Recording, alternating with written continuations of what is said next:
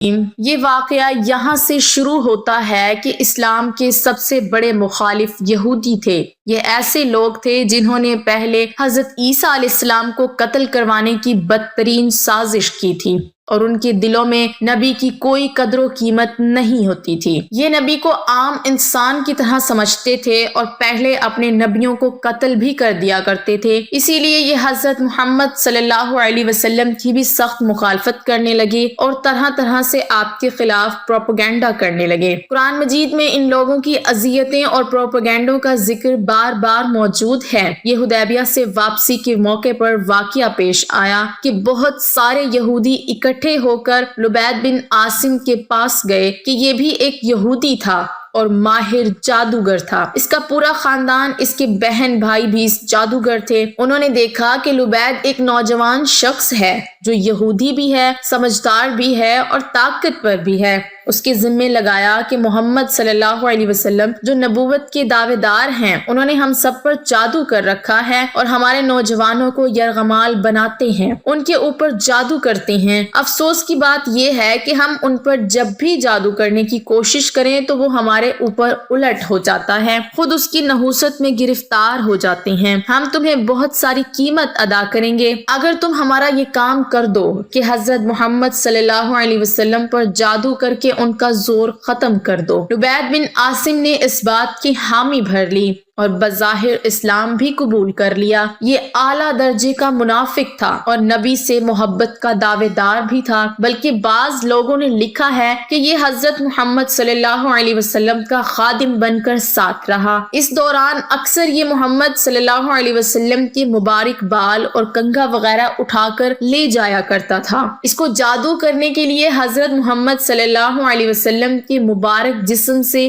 گرے ہوئے بال چاہیے تھے۔ لکھا ہے کہ یہ کام اس نے ایک چھوٹی سی بچی کے ذمہ لگایا کہ جب حضور صلی اللہ علیہ وسلم گھر جائیں اور کنگھا کروائیں تو جو بال نیچے گریں اٹھا کر لے آنا۔ بظاہر اس نے آپ کی بہت خدمت کی، پھر اچانک وہ گم ہو گیا اور اپنی بہنوں کے ساتھ مل کر جادو کا عمل شروع کر دیا۔ جب جادو کا عمل مکمل ہو گیا تو آپ صلی اللہ علیہ وسلم پر کبھی کبھی اثر ہوتا، مگر یہ کوئی خاص نہیں تھا بلکہ تھوڑی سی دیر کے لیے ہوتا تھا۔ اس سارے عمل میں نبوت کے فرائض میں کوئی کمی یا کوتاہی پیش نہیں آئی، حتیٰ کہ جادو عروج پر پہنچ گیا اور آپ صلی اللہ علیہ وسلم کو محسوس ہوتا کہ کسی زوجہ مطہرہ کے پاس گئے ہیں، مگر آپ اس کے پاس نہیں گئے ہوتے۔ اس طرح کسی کام کے بارے میں آپ کو محسوس ہوتا کہ آپ نے وہ کام کر لیا ہے مگر حقیقت میں نہیں کیا ہوتا تھا۔ اس دوران کوئی غلط بات آپ کے منہ سے نہ نکلی اور نہ ہی دعوت و تبلیغ میں کوئی فرق آیا، بلکہ دنیاوی کام جیسے روزمرہ کے ہوتے ہیں ان میں بھی کبھی بھی تردد پیدا ہو جاتا۔ جب اثر بڑھنے لگا تو آپ صلی اللہ علیہ وسلم کافی بیمار ہو گئے اور ایک روز آپ نے خواب میں دیکھا کہ دو شخص آپ سے ملنے آئے، ایک پاؤں کی جانب بیٹھا تھا اور دوسرا سر مبارک کی طرف بیٹھا تھا۔ جو سر کی طرف بیٹھا تھا اس نے دوسرے سے پوچھا کہ ان کو کیا ہوا ہے، تو دوسرے نے جواب دیا کہ ان پر جادو کیا گیا ہے۔ پہلے نے کہا کس نے جادو کیا ہے، تو دوسرے نے کہا ان پر لبید بن عاصم جو قبیلہ بنو زرع کا ایک شخص ہے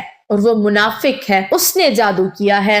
پہلے شخص نے پوچھا کس چیز میں جادو کیا ہے، دوسرے نے بتایا کہ کنگھی اور بالوں میں۔ پہلے نے پوچھا اچھا یہ کنگھی اور بال کہاں رکھے ہیں، تو دوسرے نے بتایا کہ نر کھجور کے درخت کی چھال کے اندر، پتھر کی چٹان کے تلے، زربان کے کنویں میں۔ آپ جب اس خواب میں بیدار ہوئے تو خوشی کے لہجے میں حضرت عائشہ صدیقہ رضی اللہ تعالی عنہا سے فرمایا کہ میں جو چیز معلوم کرنا چاہتا تھا وہ مجھے اللہ تعالیٰ نے بیان کر دی ہے، یعنی جادو اور بیماری کا مسئلہ جو تشویش کا باعث تھا، وہ تشویش اب ختم ہو گئی۔ چنانچہ آپ صلی اللہ علیہ وسلم اس کنویں کے پاس تشریف لائے، مگر اس میں پانی بھرا ہوا تھا اور بعض روایات میں لکھا ہے کہ اس کا پانی زرد ہو چکا تھا۔ یہ شاید جادو کی اثر کی وجہ سے تھا۔ آپ واپس تشریف لے گئے اور دو صحابہ یعنی حضرت سیدنا علی المرتضی کرم اللہ وجہہ اور حضرت عمر رضی اللہ تعالی عنہ کو بھیجا کہ وہ جادو والی یہ اشیاء نکال کر لے آئیں۔ بعض روایات میں ہے کہ آپ نے خود ہی نکال لی تھی اور جب وہاں پہنچے تو ان درختوں کا منظر بالکل ایسے تھا جیسے جیسے وہ شیطان کے سرہوں اور جادو کے اثر کی وجہ سے کنویں کا پانی بالکل میلا اور گدلا ہو چکا تھا، جیسے کسی نے اس میں مہندی ڈال رکھی ہو۔ یہ جادو کی ہوئی چیزیں لے کر حضرت علی رضی اللہ تعالی عنہ حضور نبی کریم صلی اللہ علیہ وسلم کے پاس تشریف لائے، اور اسی دوران حضرت جبرائیل علیہ السلام بھی تشریف لا چکے تھے۔ انہوں نے آپ صلی اللہ علیہ وسلم کو سکھایا کہ آخری 2 سورتیں یعنی سورۃ الفلق اور سورۃ الناس کو پڑھیں اور ان گرہوں کو کھولیں۔ چنانچہ آپ صلی اللہ علیہ وسلم ایک آیت پڑھتے اور ایک گرہ کھولتے، پھر ایک آیت تلاوت فرماتے اور ایک گرہ کھولتے۔ جیسے جیسے گرہ کھلتی جاتی تو آپ اپنی طبیعت میں تخفیف محسوس کرتے، جیسے کچھ بوجھ کم ہو گیا ہو، حتیٰ کہ جب جادو کا مکمل اثر ختم ہو گیا تو آپ ایسے کھڑے ہو گئے جیسے کوئی شخص ایک بندھن سے اور بڑے بوجھ سے آزاد ہو جاتا ہے۔